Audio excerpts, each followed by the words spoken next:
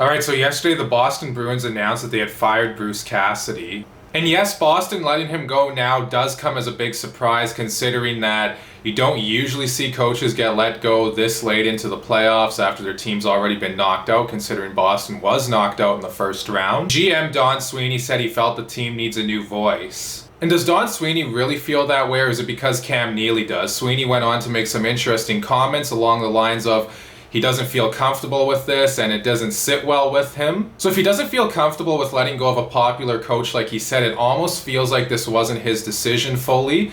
It feels like maybe Cam Neely had a little something to do with it. And as we all remember, just a few weeks ago, Cam Neely came out and made some interesting comments of his own just after Boston had lost out in the playoffs, saying that, it's going to be up to Don Sweeney to see if Bruce Cassidy remains. He definitely didn't give Cassidy a vote of confidence, let's put it that way. Cam Neely also said that young players are afraid to make mistakes and afraid that they're going to be benched not only for the game that they're playing in, but also for the next games ahead. So maybe Bruce Cassidy, the Bruins are looking at him that, he probably wasn't the guy going forward if they are going to retool. And this move for me is either one of two things. Boston either thinks they're a better team than what they really are, and they think Bruce Cassidy was the problem, or they are planning a retool and, they think Cassidy's not the guy to coach young players, considering that, some of the young players were said to be afraid of making mistakes with him being there as the coach. If it's option A and they think a coach is going to take this team to the next level, I highly disagree with that.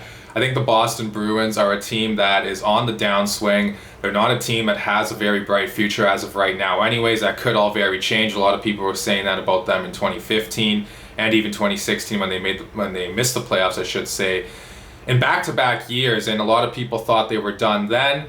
Don Sweeney did a great job of retooling. Yeah, there was that infamous 2015 draft where he passed up on Barzal, Kyle Connor, etc. And, also some other good players like Brock Besser as well. But anyways, they rebounded from that and they built a very strong team for a good 4 or 5 year run. Now they're kind of back to where they were, it almost feels like, 6 or 7 years ago, where there was some uncertainty there and they weren't a sure contender anymore. And we're going to have to see what Don Sweeney can do here. And for Bruce Cassidy, he has 1 year left on his contract at $3 million.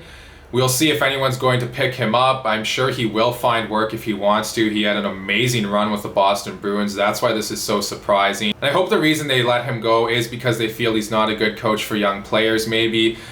And not because they think the team's better than what it really is. Because this team, the Boston Bruins, has struggled with their scoring depth for a long time. Even at their best years in 2019, when they went to the Cup Finals, a lot of people were talking about that, they lack scoring depth. They have a great first line, decent second line, third and fourth lines don't provide a ton of offense.